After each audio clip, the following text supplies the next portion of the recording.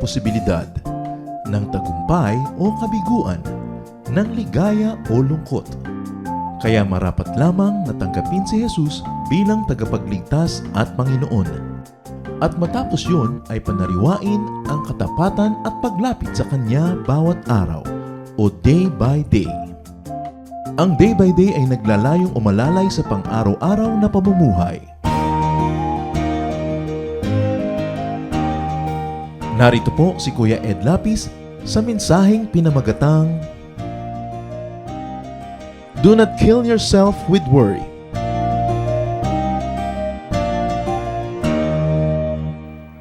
Karaniwan na po sa mga tao na atin ang kinamumuhian yung suicide o pagpapakamatay. Kaya kumisan pag nangyayari ito sa ilan sa atin ay halos hindi pinag-uusapan sapagkat hindi mainam pag-usapan. Many people do not want to even talk about suicide, and of course, usually people hate the idea of suicide. But many people commit suicide unconsciously by worrying. Suicide means ending one's own life, but there are many forms of suicidal actions.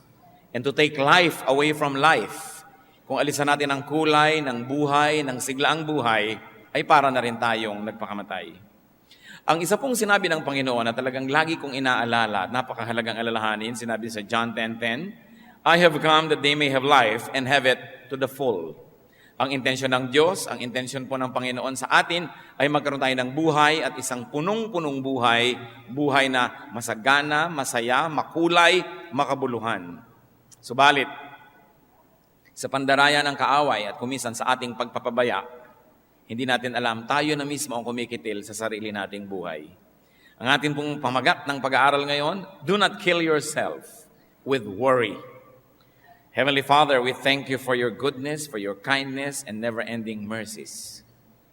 Napasasako kami sa inyo, Panginoon, at nais amin kayong maging tunay na tagapagsalita. Lukuban niyo kami ng inyong kapangyarihan, buksan niyo po ang aming mga mata, ang aming tainga, at matanggap namin ang katuruan niyo sa araw na ito. Hinihiling po namin, Panginoon, ang isang mapayapang puso. Cleanse us, make us whole, enable us to understand you. Bring us to a higher level of spirituality. And we pray that as we ponder your word, you will protect us from lies, from half-truths, from deceptions of the evil one. We ask that you protect us from malicious intentions of spirits and even of people. And we pray that the same protection may be upon our loved ones who are not here with us right now. Lord, let your protective mantle be over our heads. Sumisilong po kami sa inyong kapangyarihan, sa inyong awa at sa inyong habag. Mangusap po kayo. Marapatin yung tungtungan ng inyong paang inyong lingkod. Maitaas namin ang inyong pangalan at kami naman, Panginoon, tumanggap na yung pagpapala. Kayo po ang maging tagapagsalita. Gamitin niyo lang po ang inyong lingkod. Dalangin namin ito, may pasalamat sa pangalan ng Panginoong Jesus. Ang Panginoon po ay nagturo sa kanyang mga disipulo ng napakamaraming mahalagang bagay. Sa katunayan, kung meron lang tayong kaunting panahon na nalalabi para pag-aralan ng Biblia, napakagandang pag-aralan ng 3 chapters na Matthew 5, 6, and 7. Yung pong tinatawag na Sermon on the Mount. Akala po ng marami ay napakaraming tagapakinig ng Panginoon noon na nagsalita siya sa bundok at napakaraming angaw-angaw na taong nakikinig. Subalit malinaw po ang sinabi sa Scripture, maraming tao ang ginawa ng Panginoon, inipon niya yung kanyang mga disipulo at sa isang sulok ay tinuruan niya. Sa makatuwid, ang primary audience ng Sermon on the Mount were the disciples of the Lord themselves. Hindi mga unbelievers, hindi mga kung sino lang, kundi mga disciples. At dahil dyan, mahalaga po na siya sa atin natin, tayong nagsasabing Kristiyano na tayo, meron na tayong maturity, meron na tayong position sometimes in the church. Ano po ba ang sinasabi ng Panginoon tungkol sa pag-aalala? Matthew 5, 1-2, Now when he saw the crowds, he went up on a mountainside and sat down. His disciples came to him, and he began to teach them. Matthew 6, 25-27. Therefore I tell you, do not worry about your life, what you will eat or drink, or about your body, what you will wear. Is not life more important than food, and the body more important than clothes? Look at the birds of the air. They do not sow or reap or store away in barns, and yet your heavenly Father feeds them. Are you not much more valuable than they? Who of you, by worrying, can add a single hour to his life? Mahalaga po mga turo. Gustong-gusto nating matandaan, maunawaan at makita ang salita ng Diyos. What is the teaching here? Do not worry about your life. Do not worry about your existence, your survival. Don't worry about the very basics. Huwag daw pong mag-alala. Huwag matakot. Huwag lagi nang magkaroon ng agam-agam tungkol sa ating buhay. Anong kakainin ko? May kakainin pa ba ako? Anong iinumin natin? Nauubos na daw yata ang fresh water supply ng planeta. Paano kaya? Lumipat na sa Canada dahil marami dong mga lakes. O sa Antarctica dahil maraming yelong pwede pang tunawin. Masyadong maraming alalahanin ng mga tao ngayon. Sabi ni Lord, do not worry about what to eat or drink. This is the very core of survival. Because the Lord says, life is more important than food. Life is more important than just survival. Now, don't get this wrong. Hindi sinasabi ni Lord na do not think about what to eat, do not think about provision, that do not plan about it. Ang sabi niya, do not worry. Because when you worry, you will be robbed of many happiness and many joys in life. And there is so much more to life. Sinasabi ni Lord, yung buhay, mas marami pang mahalagang bagay kaysa kung ano ang kakainin. Kumakain lang ang tao para huwag mamatay. Nagdadamit siya para huwag ginawin o para huwag siyang malantad. Pero ang buhay ay lampas pa sa mga anong kakainin at anong isusuot. At ano pa pong sabi niya? Do not worry about your body, what you will wear. So dati basics, food. Very basic yung food Although iba gusto nilang isama yung clothing sa basic needs. Pero ang totoo, food talaga. Kasi nung si Adan at si Eva ay nilikha, binigyan sila ng pagkain, pero wala naman silang damit. Hindi nila kailangan yun nung wala pa silang malisya.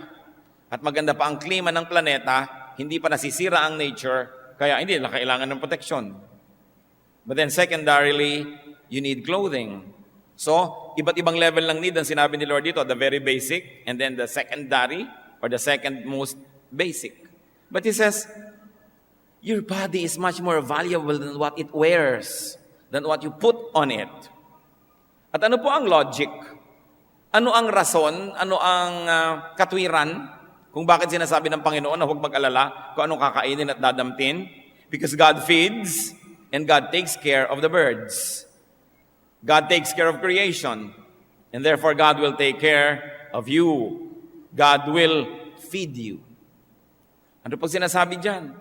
Ang mga ibon nga, pinapakain Nakakita ka na ba ng ibon na nagtatanim? Nakakita ka na ba ng ibon na nagsasaka? Pero ibon yan. Kahit na mamera lang yan at natitira-tirador, nababaril-baril, hindi maaaring, hindi inaalagaan niya ng Diyos. Ikaw pa, tao ka.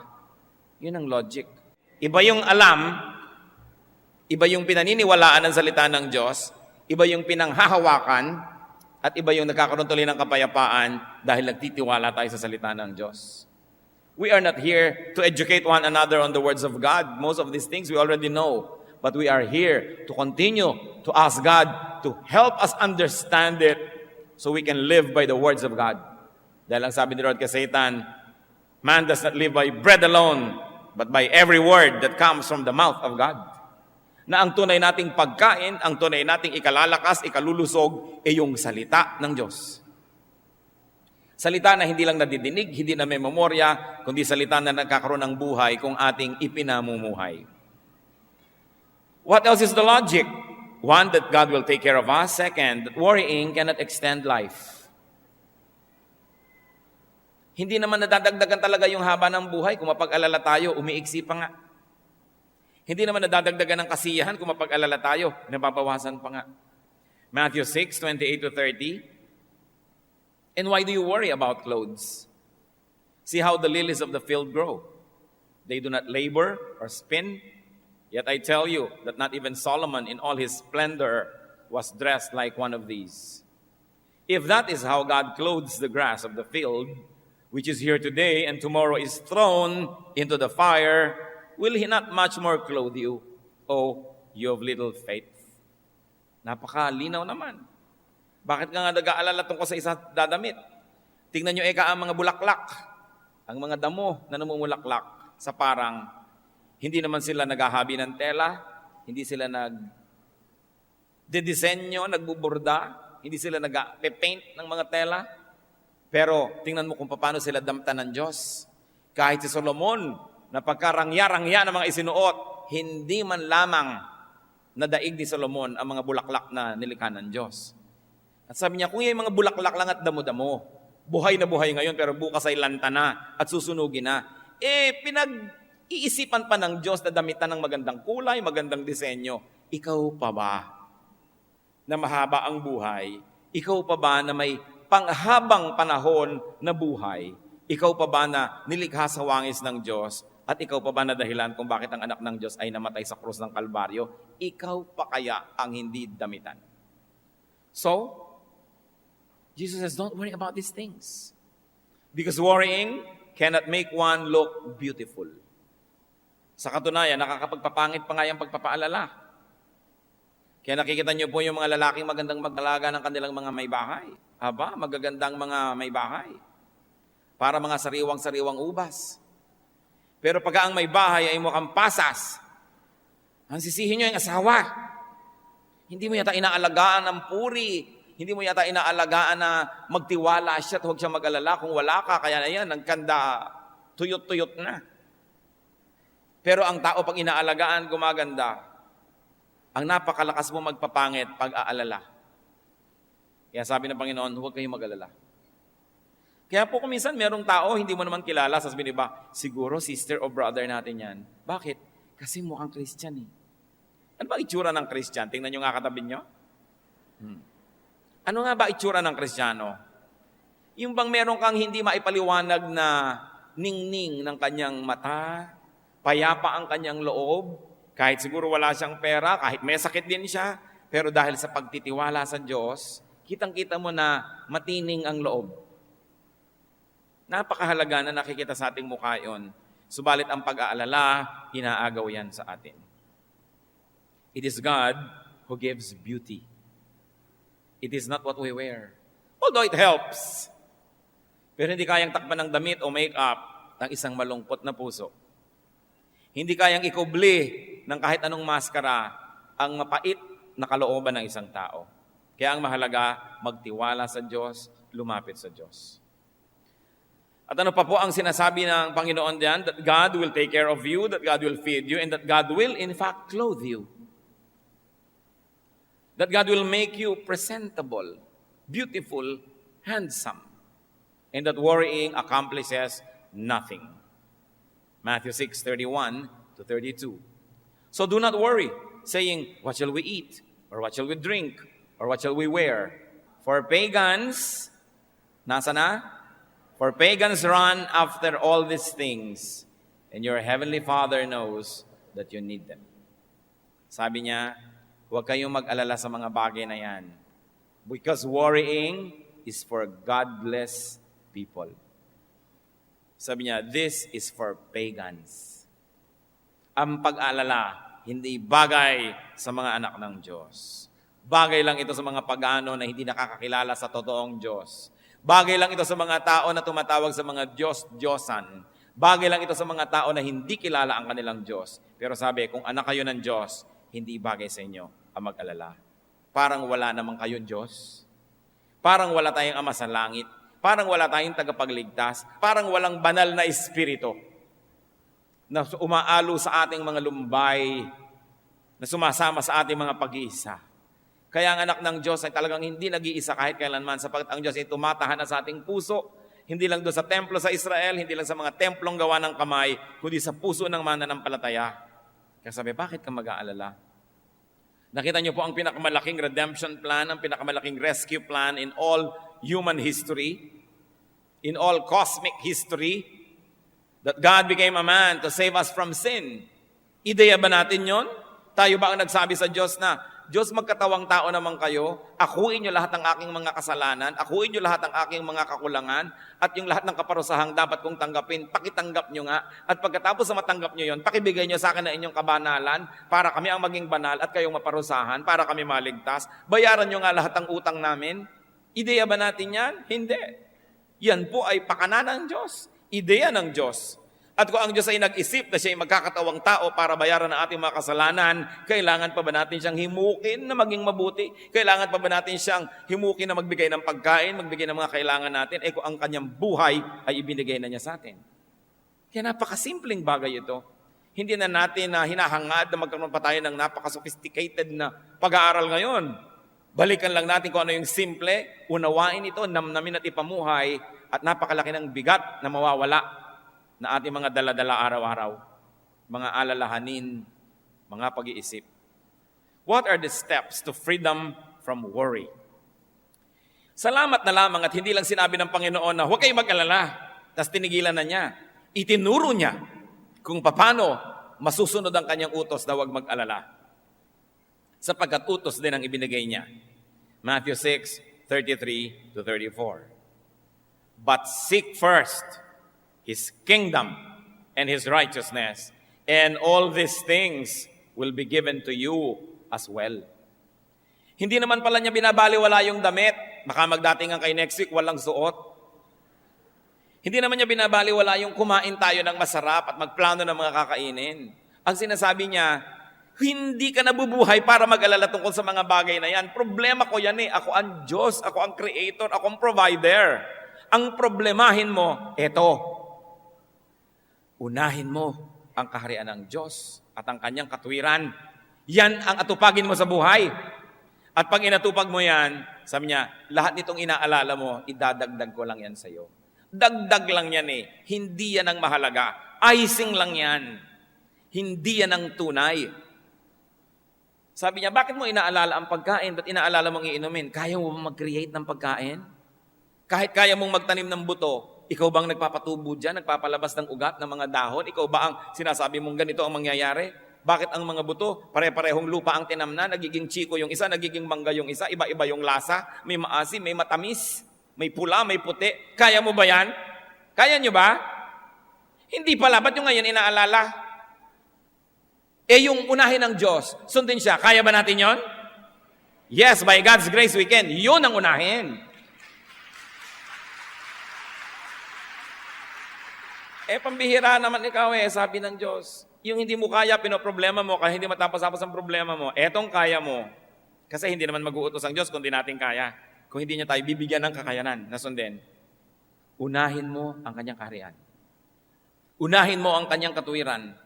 At lahat ng yan, idadagdag niya sa iyo. Verse 34. Therefore, kaya merong therefore do not worry about tomorrow. For tomorrow will worry about itself. Each day has enough trouble of its own. So what are the steps to freedom from worry? First is to prioritize God's kingdom. Unahin ang kanyang kaharian. At yung kaharian niya, hindi lang yung bababa mula sa langit, hindi lang yung pagdating ng panahon, yung nasa puso na natin, that we have to expand God's kingdom in our hearts and in the world. Ang kaligtasan natin at kaligtasan ng iba, ang kanyang katuwiran, ang kanyang righteousness, unahin. Unahin natin na maging mabuti, mabait, makadiyos, malinis. Yun ang unahin natin. Kasi yung iba, inuuna nila na magkapera, magkaroon ng isusuot, magkaroon ng kakainin, kaya ang kaluluwa ibinebenta kay Satanas. Di bali na magkasala ako, mandadaya ako, magnanakaw ako, kasi kailangan kong kumain, kasi kailangan ko magkadamit, kasi kailangan ko ng pambayad sa kuryente, sa tubig, tuition fee ng mga bata, etc., etc. May sakit ang nanay ko, so mga agaw ako ng cellphone may cellphone. Sabi ni Lord, lahat ng bagay na kailangan nyo, kaya kong ibigay. Ang gawin nyo, pumwesto kayo doon sa lugar na dadaanan ng pagpapala ko. At yung lugar na yon, yung lugar ng kabanalan, lugar ng pagiging makadiyos. At pag doon ka lumagay, ang Diyos ang may problema kung paano kanya bibigyan ng iyong kailangan. Yung iba sa paghahanap nila ng kanilang mga kailangan sa buhay, lalong lumalayo sa Diyos. Kaya lalong nakakalubog-lubog, lalong nakakawindang-windang ang buhay, at lalong napapahamak. Sabi ni Lord, gusto nyo ng mga kailangan nyo sa buhay? Akong nakakapagbigay niyan. Pag gusto ko magbigay, hindi ako kailangan pilitin. At kung ayaw ko, hindi rin ako napipilit na magbigay. Bakit hindi mo ko bigyan ng kasiyahan? Pag tayo nabubuhay ng ayon sa wangis ng Diyos, kasi tayo ginawa sa wangis niya, nilikha sa wangis niya, nasisiyahan siya.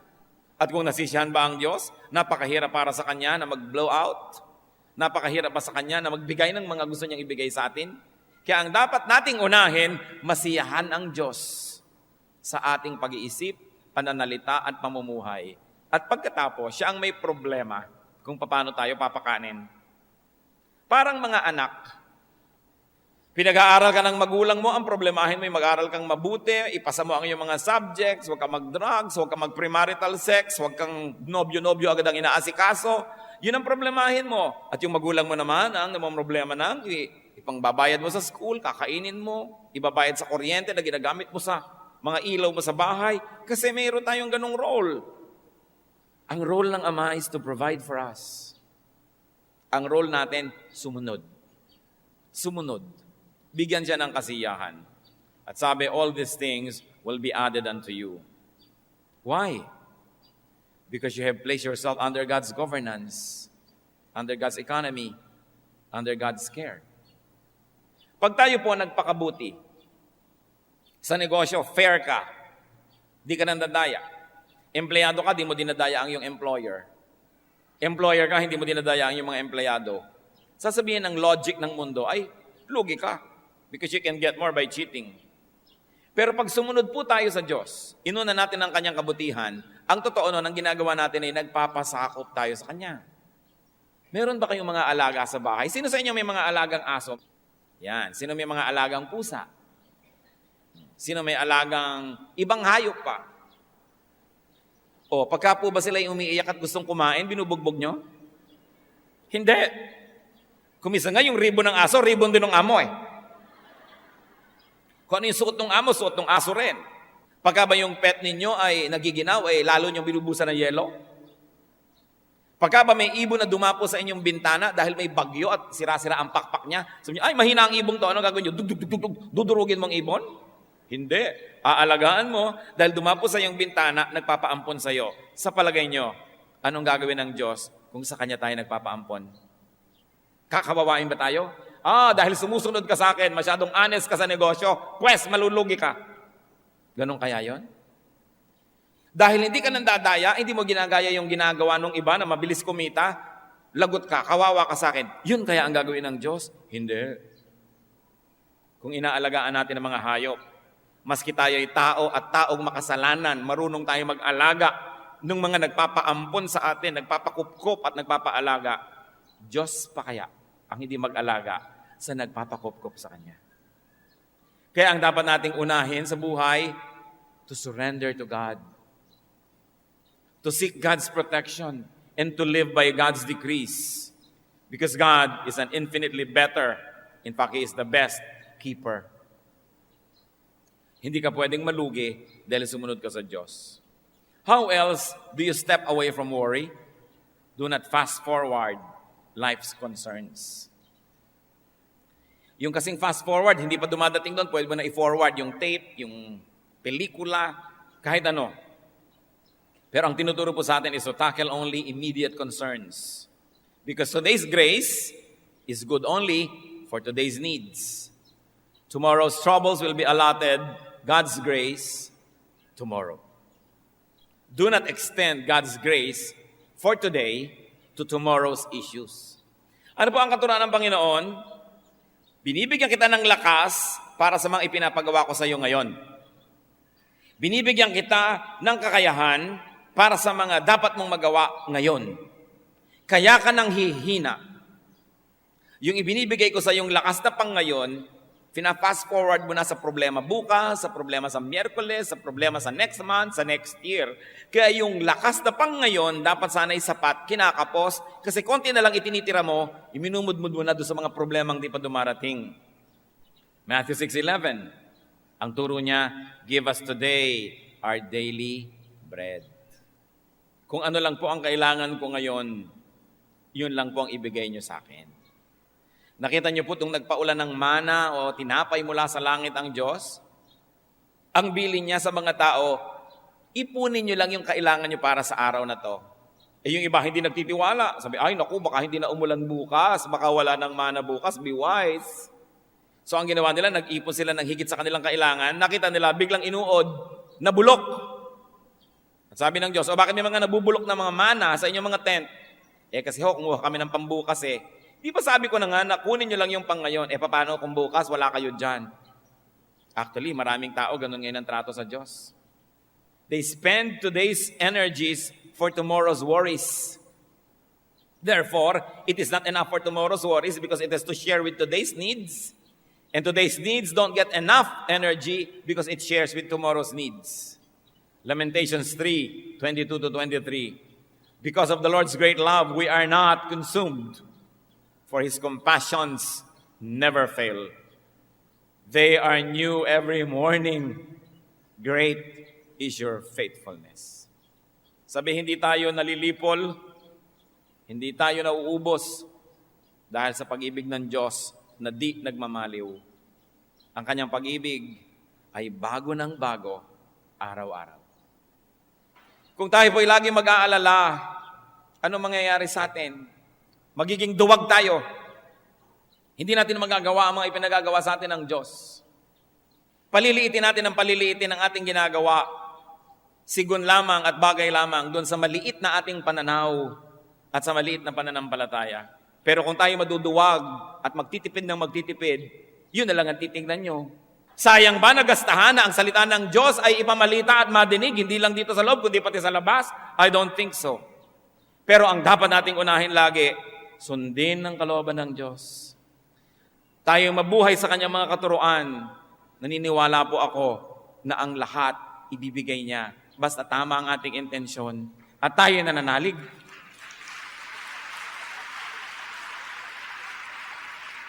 At ang nakatutuwa po mga kapatid, sa kabila ng lahat, sa kabila ng ating napakaraming mga capital investment, hindi rin tayo nagkulang sa tulong ng Diyos sa ating mga kawang gawa. Hindi lang tayo para sa sarili. Hindi lang tayo naglalagay ng magagandang gamit para tayo maging maginhawa. Kahit po kailan na hindi tayo nagkulang sa pagtuturo at pagbibigay at pag-share ng ating mga itinuturo sa atin ng Diyos sa kapwa natin mga pastor, ang ating mga kaliwanagan seminars na ginagawa natin for non-day-by-day people. Ang ministry ng kaloob para sa ating bansa at sa mga ibang maraming worship team sa Pilipinas, hindi po tayo tumalikod dyan. Sabay-sabay.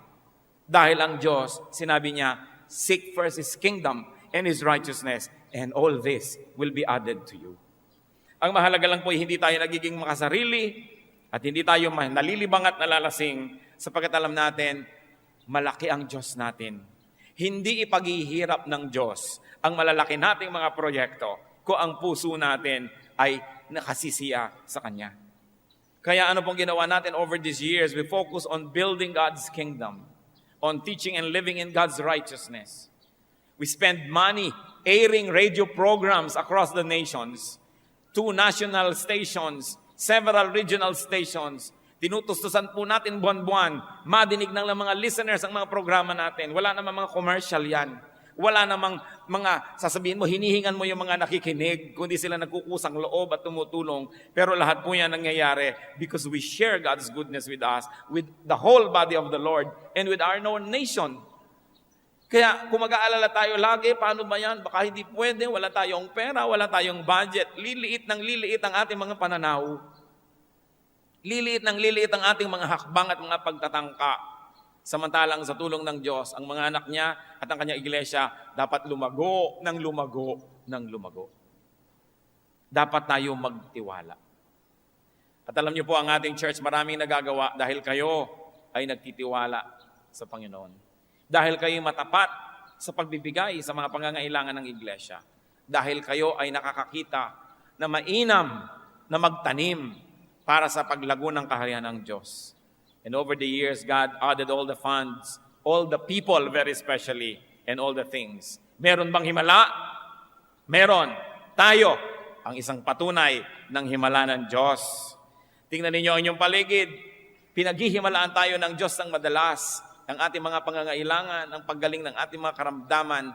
ang pagpayapa ng magugulo nating mga kalooban, ang pagkakasundo ng mga pamilya, ang pagkakaroon natin ng paglilingkod sa Diyos, laging may himala. At ang mahalaga, kasama tayo sa himala na yon. Sa pag-aaral po ng mga salitang ito, napakahalaga nating limiin. The Lord did not say, do not think or plan. Ang sabi niya, do not worry. So it's good to think, it's good to plan, but not to the point of worrying. Plan, but do not worry, especially about results. You do not plant a seed and dig it to see if it's growing. Just keep planting and trust the God of harvests who will make it grow. James 4:13-15. Now listen, you who say, today or tomorrow we will go to this city or that city. Spend a year there, carry on business, and make money. Why? You do not even know what will happen tomorrow. What is your life? You are a mist that appears for a little while and then vanishes. Instead, you ought to say, if it is the Lord's will, we will live and do this or that. Huwag daw po tayo maging pangahas at mayabang na sabihin, itong plano natin bukas, itong plano natin next week, itong plano natin next year. Sabi niya, hindi nyo alam kung bukas ay buhay pa kayo. Isa lang kayong asap, isa lang kayong usok, isa lang kayong vapor. Nandyan ngayon, subalit mamaya ay wala na. Marapat daw sabihin, kung loloobin ng Diyos at buhay pa tayo at kinakasihan ang kanyang pagpapala, itong gagawin natin sa susunod na araw, sa susunod na linggo, sa susunod na buwan. Anong ibig sabihin? Yung ngayon ang harapin. Yung pangangailangan natin ngayon, nandyan ang sagot ng Diyos. Maraming mga tao are on maintenance medication. Kaya lalong lumalala, iniisip, saan kaya ako kukuha ng pambili ng gamot next month? Next year? Kinukwenta yung buong halaga ng gamot ay inumin niya 1 taon, kaya tuloy siya ay parang halos igupo ng kanyang mga numbers. Pero kung ngayon, binibigyan ka ng Panginoon ng gamot mo para ngayon, magpasalamat ka, magpakabuti ka, gawin mong dapat, at bukas, nandun uli ang Diyos. Huwag mag-alala. Bagamat mabuti magplano, mabuti na nag-iisip, subalit matapos mong isipan at planuhin, ipasa Diyos at huwag alalahanin. Gawin lang ang pinakakayang gawin, do what is best, and leave the rest up to God. Dapat din naman kasi may plano. Sabi sa Luke 14:28, suppose one of you wants to build a tower. Will he not first sit down and estimate the cost to see if he has enough money to complete it? So God is not against planning. But God says, don't worry. Life is more important than food. Life is more important than livelihood. Marami pong tao may hanap buhay. Dapat naman. Pero yan ay paghahanap lang ng ikakabuhay. Huwag mabuhay para maghanap. Huwag mabuhay lang para maghanap buhay. Dapat naghahanap buhay tayo para tayo may kainin, para may isuot. At kung may lakas na ang ating katawan, may damit ng ating katawan, naghahanap na tayo ng magagawa para sa kaharian ng Diyos. Kasi tayo nabubuhay para palawakin ang kaharian ng Diyos. Hindi tayo nabubuhay para maghanap buhay. Naghahanap buhay tayo para tayo may kitain at para tayo may maitulong sa gawain ng Panginoon, pero hindi tayo nabubuhay para lang maghanap buhay. The Christian's life must revolve around God, around God's kingdom and God's righteousness. Therefore, the Christian's life must revolve around the church. Why? Because Colossians 1:18 says, Christ is the head of His body, the church. If the body of Christ is the church, then the church is the highest institution. The church is the most important institution. Therefore, our lives must be dedicated to the works, to the needs, and to the expansion of the church. If you believe that Christ is the head of the church and that He loves the church. Ang pagiging Kristiyano po hindi lang panglinggo. Kailangan umiinog ang buhay natin sa church ng Panginoon. Sandali lang tayo sa mundo, nakikiraan lang tayo rito. Ang tunay nating sasapitin ay ang presensya ng Panginoon. At marapat lang na pag humarap tayo sa Kanya, meron tayong maisulit at maialay sa Kanyang paanan. Ang ating mga paglilingkod, ang mga nagawa natin. Bunsod na rin at tulong na rin ang mga ibinigay niya sa atin. Maghanap buhay para may kainin at damitin at para makapaghandog sa Diyos. Subalit kung hanap buhay lang ang ginagawa natin at wala nang iba, hindi tayo nilikha ng Diyos para maghanap buhay. Nilikha niya tayo, anong sabi sa Bible? To do the good works that He has prepared in advance for us to do. Bawat isang tao may itinakda ang Panginoon. Ito ang mga dapat mangyari sa kanyang lifetime. Ito ang mga dapat niyang matupad. Ito ang dapat na makamit. Kaya tingnan po natin anong kalooban ng Diyos para sa atin. Kaya habang tayo naghahanap buhay, nag-aaral, meron tayong mga pamilyang inaalagaan, meron tayong mga hobbies, meron tayong mga pinagkakaabalahan, we must be free enough to serve. And we must be free enough to have a ministry. Because we were created by God for good works, which He prepared in advance for us to do. Failure means only this, being unable to accomplish the works that God has willed that will be done in our lifetime. Mahalaga po na magtagumpay tayo sa larangan na yan. And yet, through all this, be free from worry. Many people cannot serve God because they worry too much. They worry, hindi ko yata kayang gawin, wala yata akong kayanan, wala na yata akong oras, hindi ko na yata kayang gawin, gawin ninyo at sa kanyo mapapatunayan. Sabi ni Lord, do this. And all the things you think about will be added unto you. Revelations 22 verse 12 is clear. Ang sabi ng Panginoon sa kanyang pagharap sa mga taong humarap sa kanya sa huling paghuhukom, I will give to everyone according to what he has done. Hindi sinabing, I will give to everyone according to what he has believed. Sabi, I will give to everyone according to what he has done. That's why we have to deal with worry so we can do more. The body is more important than clothes. So devote more resources to what enters the body. Halimbawa, food, medication, than to what is draped on it. Kung atin pong nanamnamin ang sinasabi ng verse, mas mahalaga daw po yung katawan kaysa sa dinadamit nito. Gaano kalaki sa inyong budget ang napupunta sa damit at gaano kalaki ang napupunta sa mga vitamins, sa mga good natural foods, sa pag-aalaga ng ating katawan. Baka mas malaki pa ang ginagastos sa dermatologist para lang sa napakanipis na balat dito kaysa doon sa inyong atay na naninilaw na pala, hindi inaasikaso dahil hindi kita. Gaano karami ang ginagastos natin sa mga alahas, sa mga panglabas para ayusin lang yung katawan kaysa palusugin yung loob. The Christian should value the body more than the clothing that is draped on it. Ngayon, kung maraming masyado kayo mga pagpapala, di pagandahin nyo rin, maayos, pero unahin kung ano ang pumapasok sa ating katawan. Huwag kayong maniwala na ang buhok ay kumakain. Kasi pinapakain na ngayon ng buhok, kumakain ng bitamina ang buhok, kumakain ng kung ano-anong mga elements ang buhok. Advertising lang yan. Walang bibig yung buhok at wala siyang digestive system. Kailangan kainin ninyo para lumabas doon sa buhok. Napakahalagang isipin, palusugin ang katawan. Gusto ko po kayong i-challenge mga kapatid, i-review nyo ang inyong family budget at personal budget, lalo yung mga yapis. Gaano kalaking pera ang napupunta sa load, sa mga text na yan, at gaano karaming napupunta sa loob ng ating katawan na pinalulusog natin, pinalalakas natin ang ating katawan.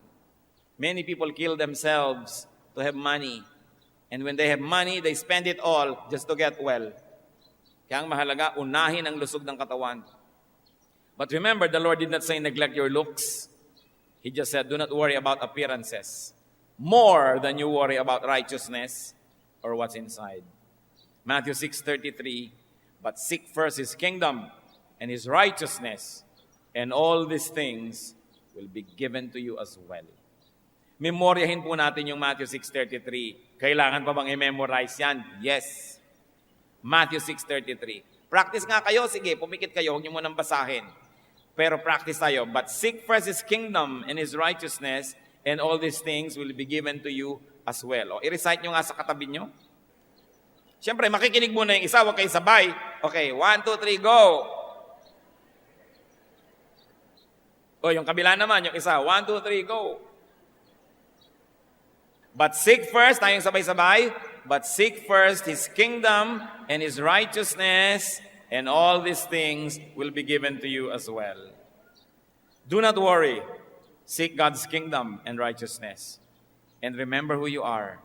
Who are you? You are God's child. So you pray to your Father who listens, and take care of seeking God's kingdom and righteousness, and God will take care of everything else. Salamat, Panginoon, sa inyong mga paalala. Kung meron po sa amin dito mga mapag-alala, nervyoso, lagi na lang nag-iisip, anong kakainin, magkakapera kaya, Pati isusuot sa burol, pinoproblema, ano kaya ang itsura ko, saan kaya ako ililibing, anong kulay ng ataol ko. Ituro niyo po sa amin, Panginoon, kung anong tunay na mahalagang isipin. At yun ay kayo na rin na nagsabi, unahin ang inyong kaharian, unahin ang inyong kabutihan, ang inyong katwiran, at idadagdag niyo ang lahat ng ito sa amin. Ilang beses na naming nabasa ito, nadinig. Panginoon, narito po ang aming mga puso. Hinihiling namin na hipuin ninyo at tablan kami ng mga salitang ito, higit noon pa man. Mas lumalim ang ugat nito at mas maunawa namin at magkaroon kami ng personal application nito sa aming buhay. Mga kapatid, sa ilang saglit ng katahimikan, isipin natin at hilingin natin sa Panginoon, Lord, ano po ang personal na mensahe niyo sa akin? Pinagsalusaluhan naming lahat ng mga salitang ito, pero ano po ang para sa akin talaga? Ituro niyo po. Buksan natin ang ating puso at nang kausapin tayo ng Diyos. Lord, may your peace descend on those who pray to you now. May peace that transcends understanding, peace that this world does not give and cannot give, but only you can, may that peace reign in our hearts. Salamat, Panginoon.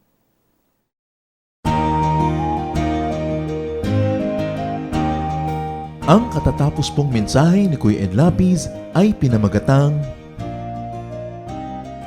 Do not kill yourself with worry.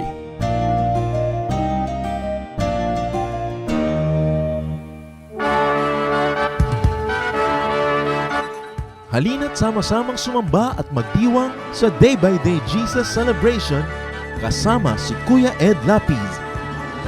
Bulwagan ng Panginoon PICC, one Sunday a month, Philippine International Convention Center, Rojas Boulevard, Pasay City. All other Sundays, sa mga day-by-day mini-bulwagan ang pagtitipon. Para sa buwan ng Agosto, gaganapin ito sa August 4, 2024. 8 a.m. ang First Jesus Celebration, 10 a.m. naman ang Second Jesus Celebration. Para sa iba pang detalye, bisitahin ang ating official Facebook page, Day by Day Friends.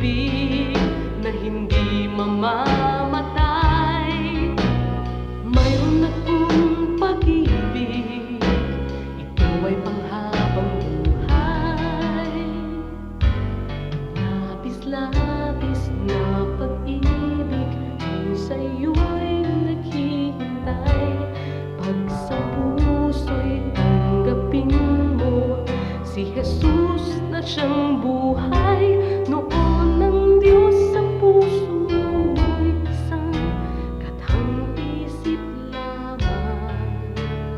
Ngunit ngayon siya ay katotohanan. Mayroon akong pag-ibig dito sa puso ko. Mayroon akong pag-ibig, nais kong ibahagi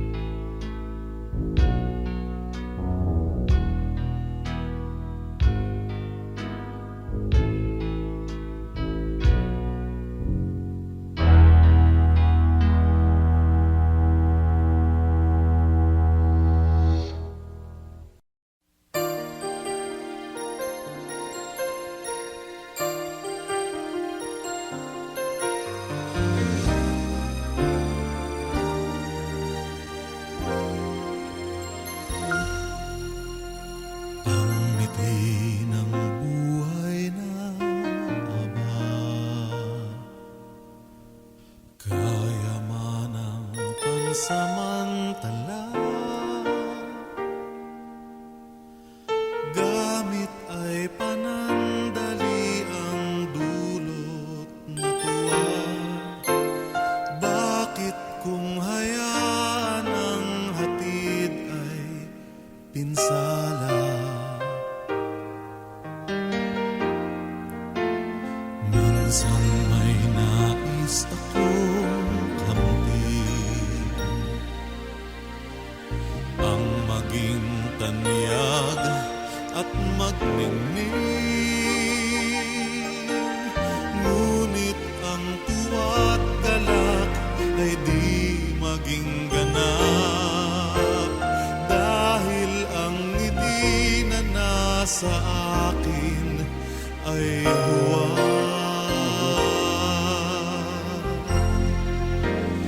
Pagyamanin mo ang aking buhay kailanman, pagningasin mo ang init ng iyong pagmamahal.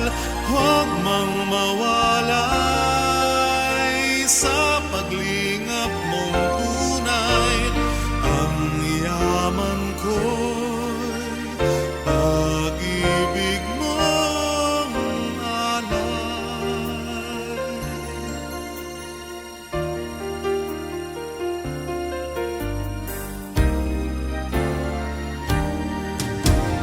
Yamang-yaman ko'y pag-ibig mo, puso ko'y punan mo ng gusto. Yamang kung sa sukat ay hindi magkukulang, yamang kung sa lawak ay sadyang walang hanggan.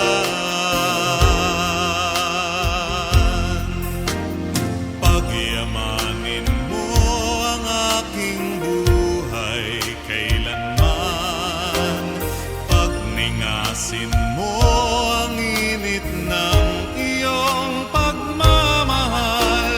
Huwag mang mawalay sa paglingap mong tunay, ang yaman ko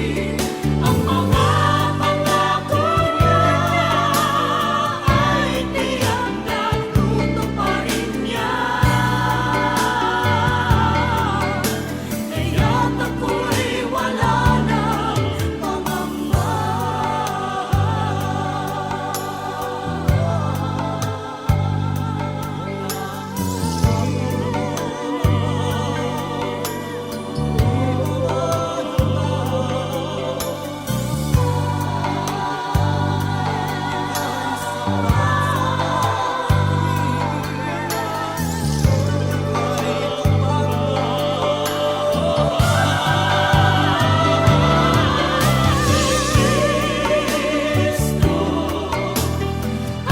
sapat sa akin, si Kristo. Siya'y sapat sa akin, ang mga pangako niya ay tiyak na tutuparin niya. Kaya't ako'y wala nang pangamba.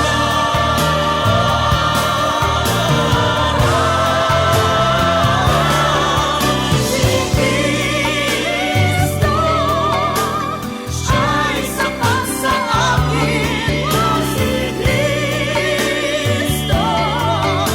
Siya'y sapat sa akin, ang mga pangako niya ay tiyak na tutuparin niya. Kaya't ako'y wala nang pangamba.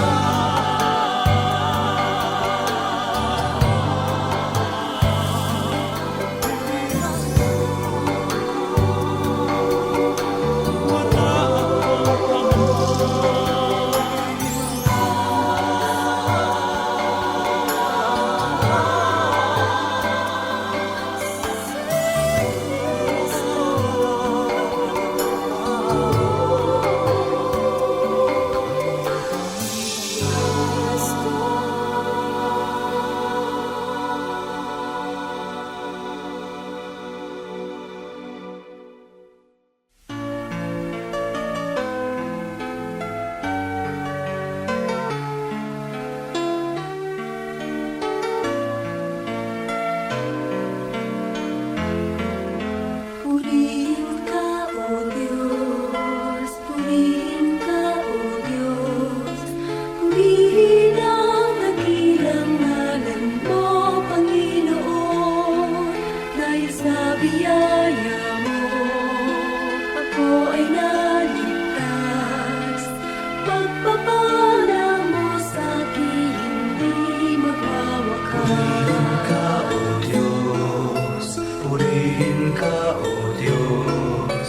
Purihin ang dakilang ngalan mo, Panginoon. Dahil sa biyaya mo, ako ay naligtas. Pagpapala mo sa akin, hindi magwawakas. Purihin ka, O Diyos. Purihin ka, O Diyos. Purihin ang dakilang ngalan mo, Panginoon. Dahil sa biyaya mo, ako ay naligtas. Pagpapala mo sa akin, hindi magwawakas.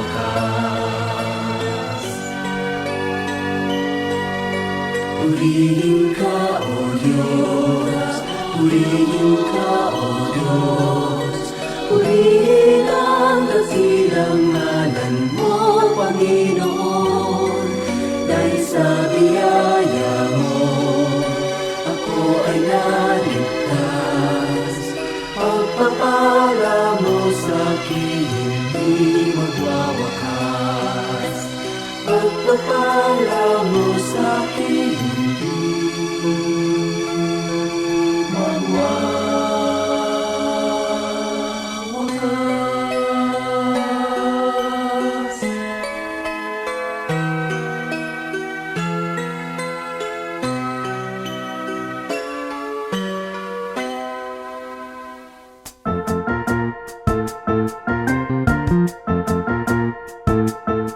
Oras na po para pansamantalang magpaalam ang programang Day by Day.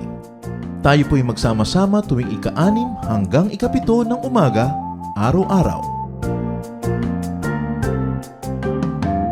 Magandang umaga po at mabuhay ang Panginoong Hesus!